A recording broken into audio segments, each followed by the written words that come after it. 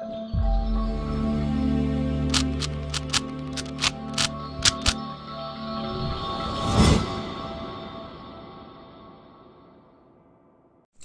Guys, I hope you like my videos. If you like my videos please like share and subscribe our channel. आज हम लोग class 11th business studies chapter 7 source of finance, जैसे कि हमने आपको बताया कि एग्जाम्स आ रहे हैं और हमारी पूरी कोशिश है कि कुछ जल्दी से जल्दी आप लोगों के पास मटेरियल जो है अवेलेबल हो पाए, क्योंकि बहुत सारे ऐसे स्टूडेंट्स हैं जो 11th मैथ्स में हमारे साथ जुड़े हुए हैं, क्योंकि हम 12th BST ऑलरेडी अपलोड कर चुके हैं पूरी।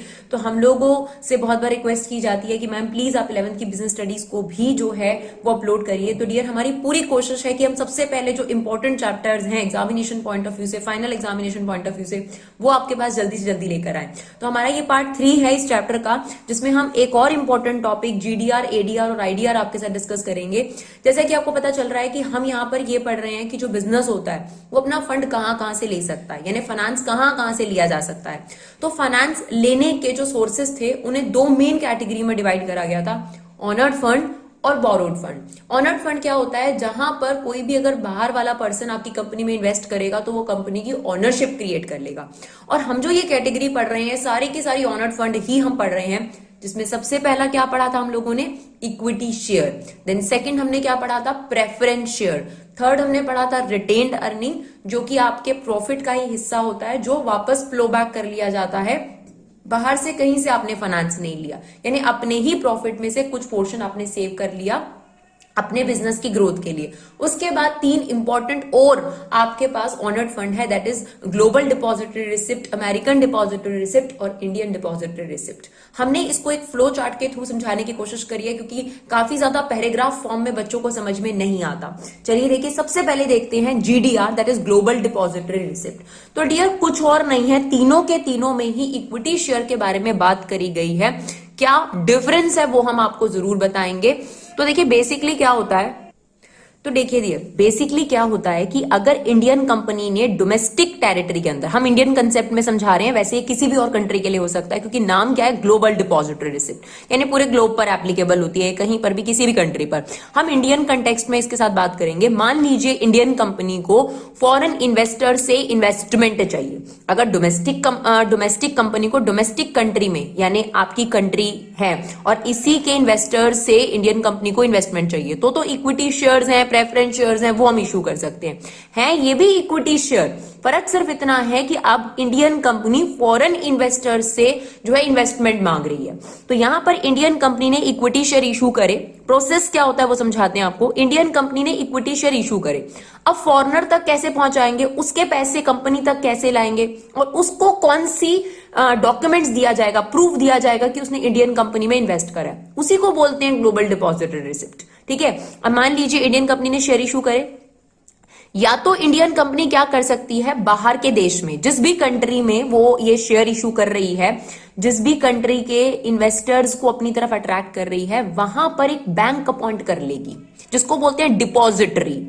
नहीं तो एक और तरीका है, या तो डायरेक्ट वहां पे डिपॉजिटरी अपना एग्रीमेंट कर लेगी इंडियन कंपनी बाहर वाले पर्सन से। नहीं तो क्या करती है कंपनी, नहीं तो इंडियन कंपनी क्या करती है डियर, अपनी डोमेस्टिक टेरिटरी के अंदर ही, जैसे अगर मान लीजिए इंडियन कंपनी है तो इंडिया के अंदर ही सबसे पहले एक इंटरमीडियरी अपॉइंट करेगी। इंटरमीडियरी वो होगा जो इंडियन कंपनी और फॉरेन बैंक के बीच में रोल प्ले करेगा, तो वो इंडियन बैंक होगा। तो किसी भी इंडियन बैंक को अपॉइंट कर लेगी ताकि वो बाहर के बैंक से डीलिंग कर सके। तो या तो Indian bank directly foreign bank appoint कर लेती है, जिसको बोलते हैं आपके पास डिपॉजिटरी बैंक। ठीक है, ओवरसीज डिपॉजिटरी बैंक, पहला ऑप्शन। दूसरा ऑप्शन ज्यादा समझने वाला है, उसमें क्या है कि इंडियन कंपनी इंडिया में ही एक इंटरमीडियरी अपॉइंट करती है, जिसको बोला जाता है डोमेस्टिक कस्टोडियन बैंक। क्यों इसको कस्टोडियन बोलते हैं? इंडियन कंपनी इनको शेयर दे देती है, इक्विटी शेयर दे देती है, ये अपने पास वो शेयर्स जो है एक कस्टडी के तौर पर अपने पास रख लेते हैं। और ये वाला जो बैंक होता है, इंडियन बैंक होता है, ये बाहर वाले बैंक के साथ एक कस्टोडियन एग्रीमेंट कर लेता है। बाहर वाले बैंक को क्या बोलेंगे, जो फॉरेन कंपनी में, फॉरेन कंट्री में होगा, ओवरसीज डिपॉजिटरी बैंक या फॉरेन डिपॉजिटरी बैंक।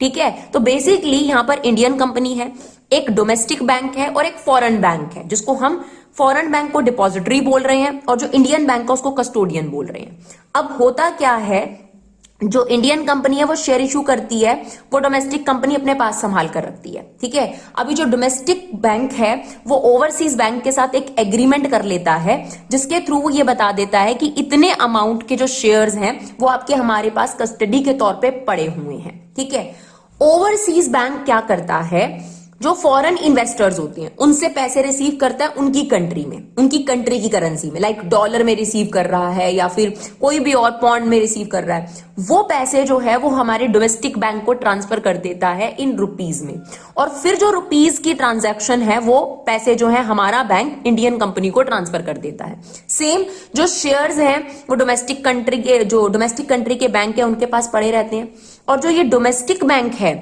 ये फॉरेन बैंक को एक डॉक्यूमेंटेशन दे देते हैं कि हमारे पास आपके जो शेयर्स हैं, जितने की आपके कंट्री के इन्वेस्टर ने इन्वेस्ट करा है, वो हमारे पास शेयर्स पड़े हुए हैं। नहीं तो ऐसा भी हो सकता है कि वो शेयर इनको क्या कर दिए जाते हैं, ट्रांसफर, पर जनरली वो शेयर्स किनके पास पड़े रहते हैं, डोमेस्टिक बैंक के पास। बट उतने ही अमाउंट का जो इन्वेस्टमेंट है वो यहां पर एक रिसिप्ट इशू कर दी जाती है कि हमारे पास आपके इतने शेयर्स के पैसे पड़े हुए हैं, और जो आपके पास इन्वेस्टर है उसको प्रूफ के तौर पे क्या दिया जाता है, प्रूफ के तौर पर उसको शेयर्स नहीं दिए जाते कि उसने इन्वेस्टमेंट करी है। मान लीजिए उसने 50,000 रुपए की इन्वेस्टमेंट करी है, तो उसके 50,000 रुपए को उसकी कंट्री की करेंसी में कन्वर्ट करके उसको एक रिसिप्ट पकड़ा दी जाती है, एक रिसिप्ट, और वही रिसिप्ट क्या कहलाती है आपके पास, ग्लोबल डिपॉजिटरी रिसिप्ट। यानी जो फॉरेन इन्वेस्टर है उसके पास इस बात का क्या प्रूफ है कि उसने इंडियन कंपनी में इन्वेस्ट कर रखा है, उसके पास जीडीआर पड़ा हुआ होगा।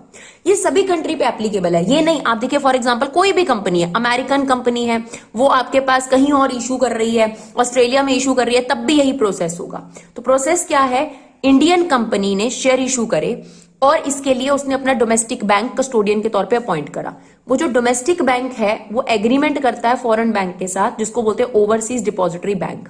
फिर वो जो डिपॉजिटरी बैंक है वो अपने कंट्री के इन्वेस्टर को एक रिसिप्ट इशू करता है इस बात की गारंटी के लिए कि उसके पैसे बाहर की कंट्री में इन्वेस्ट हो गए कंपनी में, उसको बोलते हैं global depository receipt. Right, I hope आपको ये प्रोसेस क्लियर रहा हो। राइट, इसके बाद जीडीआर को लेकर खास बातें ये होती हैं कि होते तो ये इक्विटी शेयर्स हैं, लेकिन जो ये फॉरेन इन्वेस्टर्स हैं जिन्होंने जीडीआर के थ्रू इंडियन कंपनी में इन्वेस्ट करा है, उनको यहां पर कोई वोटिंग राइट नहीं होगा। एक बात ध्यान से सुन लीजिए, ग्लोबल डिपॉजिटरी रिसिप्ट सिर्फ इंडिया के कंसेप्ट में नहीं है, ये किन्हीं भी दो कंट्रीज के प्रोसेस को समझाता है, बट हम लोगों ने अपने इंडिया के कंसेप्ट में समझाना था, इसीलिए हमने इंडियन कंपनी ली है। यहां पर starting American company to Australian company भी हो सकती है, ऑस्ट्रेलियन कंट्री भी हो सकता है। दूसरा, ये लोग कभी भी चाहें तो अपनी रिसिप्ट को, क्योंकि रिसिप्ट है इनके पास तो एक ही, इनको शेयर्स में क्या कर सकते हैं, कन्वर्ट कर सकते हैं, और उन शेयर्स की जो ट्रेडिंग है वो इनकी कंट्री के जो भी फॉरेन एक्सचेंज होंगे वहां पर बड़े आराम से जीडीआर को क्या करा जा सकता है, कन्वर्ट करा जा सकता है पैसों के अंदर। और रिलायंस सबसे पहली कंपनी रही है हमारे देश की जिसने जीडीआर जो है वो इशू करे हैं, सबसे पहली कंपनी है जीडीआर इशू करने वाली, यानी फॉरेन इन्वेस्टमेंट को अपनी तरफ अट्रैक्ट करने वाली। राइट, तो global depository receipt basically purpose क्या होता है, कोई भी कंट्री दूसरे कंट्री के इन्वेस्टर्स को अपनी तरफ अट्रैक्ट करना चाहती है, उनकी तरफ से पैसा इन्वेस्ट करना चाहती है, तो उनको प्रूफ के तौर पर जो डॉक्यूमेंट दिया जाता है उसको बोला जाता है ग्लोबल डिपॉजिटरी रिसिप्ट। ठीक है, दो कंट्रीज के बीच में जो इन्वेस्टमेंट है वो कंपनीज जो है अट्रैक्ट कर सकती हैं। दूसरा क्या है डियर, एडीआर, ये थोड़ा स्पेसिफिक हो गया, ये सिर्फ अमेरिकन डिपॉजिटरी रिसिप्ट है।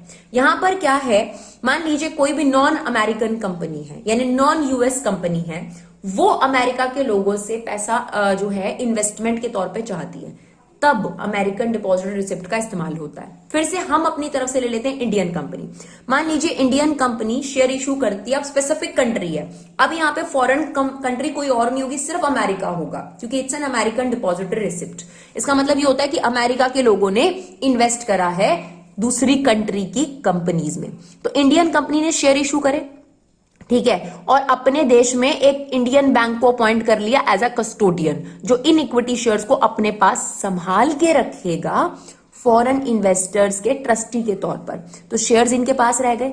अब ये वाला जो बैंक है ये ओवरसी बैंक के साथ यानी बाहर वाले बैंक के साथ, जो कि अमेरिकन बैंक होगा यहां पर कंफर्म, उसके साथ एक एग्रीमेंट कर लेगा।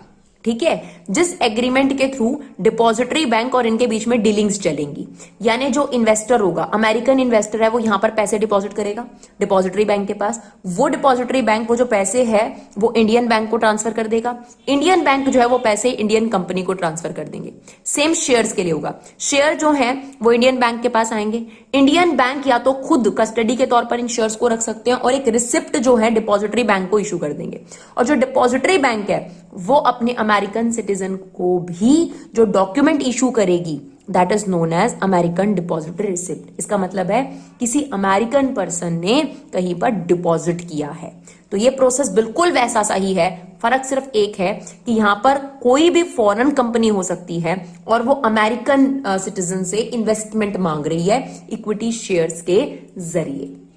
I hope it's clear, right. Same process है आपके पास। तो जो डिविडेंड है यहां पर जो इन्वेस्टर्स हैं उनको किस फॉर्म में दिया जाएगा? भाई जिस कंट्री के इन्वेस्टर्स हैं उसी फॉर्म में दिया जाएगा। यानी अगर मान लीजिए इन्होंने जो डिविडेंड है वो रुपीज में दिया, तो इंडियन बैंक जो है वो हो सकता है डिपॉजिटरी बैंक को रुपीज में ट्रांसफर करे और डिपॉजिटरी बैंक जो है वो डॉलर में कन्वर्ट कर कर ही अमेरिकन सिटीजन को देता है। वो डिपेंड करता है कि इन दोनों के बीच में जो इंडियन बैंक है और डिपॉजिटरी बैंक में उसमें किस तरीके के एग्रीमेंट्स हैं, है ना। कई बार ऐसा भी हो सकता है कि इंडियन कंपनी ने इनको इक्विटी शेयर्स दिए, ये जो इक्विटी शेयर्स हैं ये डायरेक्ट डिपॉजिटरी बैंक के पास चले गए और डिपॉजिटरी बैंक ने प्रूफ के तौर पर सिटीजन्स को एक रिसिप्ट पकड़ा दी जिसको बोला जाता है अमेरिकन डिपॉजिटरी रिसिप्ट। और ऑब्वियसली ये जो सिटीजन्स हैं ये इन एडीआर का सेल परचेज कर सकते हैं अमेरिकन स्टॉक एक्सचेंज में। कोई भी स्टॉक एक्सचेंज क्या होता है? जहां पर शेयर्स का सेल परचेज करा जाता है। यानी अगर कोई अमेरिकन डिसइन्वेस्ट करना चाहता है इसको, यानी सेल करना चाहता है, तो अमेरिकन स्टॉक एक्सचेंज में जा सकता है, राइट। बिल्कुल सिमिलरली इंडिया का भी है भाई। तो क्या है हमारे पास इंडिया का? That is American depository Indian depository receipt. इसमें क्या है? कोई फॉरेन कंपनी जब इंडिया में इन्वेस्ट करेगी, नाम से ही क्लियर हो जाता है, इंडिया के द्वारा इन्वेस्टमेंट ली गई है इंडियन डिपॉजिटरी रिसिप्ट, अमेरिका के द्वारा इन्वेस्टमेंट ली गई है American depository receipt. Global depository receipt में कहीं से भी कोई भी कंट्री जो है वो इन्वेस्टमेंट जो है वो अट्रैक्ट कर सकती है। तो यहां पर क्या है? इंडियन लोगों ने इन्वेस्ट करा है। तो कोई भी फॉरेन कंपनी अगर इक्विटी शेयर इशू करेगी, सेम प्रोसेस है, कोई भी फॉरेन कंपनी अगर इक्विटी शेयर इशू करेगी तो वो अपनी कंट्री में अपने बैंक को अपॉइंट करेगी और वो जो बैंक है वो किसी फॉरेन बैंक के साथ, है ना। अब यहां पर फॉरेन बैंक कौन होगा? Indian bank. इंडियन बैंक के साथ एग्रीमेंट करेगा, ठीक है। और जो इंडियन बैंक है वो अपने इंडियन सिटीजन को क्या इशू करेंगे? आईडीआर। यानी इन्होंने इक्विटी शेयर इशू करे वो इन कंट्री के, जैसे फॉर एग्जांपल कोई भी ले लीजिए, ऑस्ट्रेलिया ले लीजिए। ऑस्ट्रियन कोई कंपनी है, ऑस्ट्रेलिया की कोई कंपनी है, वो इक्विटी शेयर इशू करती है। वो ऑस्ट्रेलिया में ही एक बैंक अपॉइंट कर लेगी, डोमेस्टिक बैंक उसका अपना, ठीक है, जिसको बोलेंगे कस्टोडियन। वो बैंक फिर एग्रीमेंट करेगा इंडियन बैंक के साथ, ठीक है। अब वो बैंक जो है, जो इंडियन बैंक है, वो अपने इंडियन सिटीजन को जो डॉक्यूमेंट इशू करेगा इस बात के प्रूफ के कि उन्होंने किसी फॉरेन कंट्री में इन्वेस्ट करा है, फॉरेन कंपनी में इन्वेस्ट करा है, that is known as IDR, ठीक है। और सेम वही, अगर इंडियन सिटीजन जब चाहे इनको शेयर्स में कन्वर्ट कर सकते हैं और इंडियन स्टॉक एक्सचेंज में इनका सेल परचेज भी बड़े आराम से हो सकता है, राइट। और अगर हम बात करें कौन सी ऐसी कंपनी थी जिसने सबसे पहले इंडिया से इन्वेस्टमेंट मांगा था, तो वो है standard chartered PLC was the first company जो कि फॉरेन कंपनी थी जिसने आईडीआर इशू करा था इंडिया के अंदर और इंडियन सिटीजन से क्या मांगी थी? आपके पास इन्वेस्टमेंट। तो डियर मोरलेस तीनों का प्रोसेस सेम है। तो आपने सिर्फ ये समझना है कि ये क्या चीज है तीनों के अंदर। तो बेसिक तो ग्लोबल डिपॉजिट रिसिप्ट अगर आपको समझ में आ जाए तो उसी के क्लासिफिकेशन से एडीआर और आईडीआर आपके पास बने हैं। तो अगर आपको ये वीडियो अच्छा लगे तो प्लीज इसे ज्यादा से ज्यादा शेयर जरूर करिएगा। प्लीज चाहे फेसबुक पर, व्हाट्सएप पर, जिस भी तरीके से आप कर सकते हैं हमें सपोर्ट करिए। Thank you so much guys for love and support. Keep supporting Viva Classes.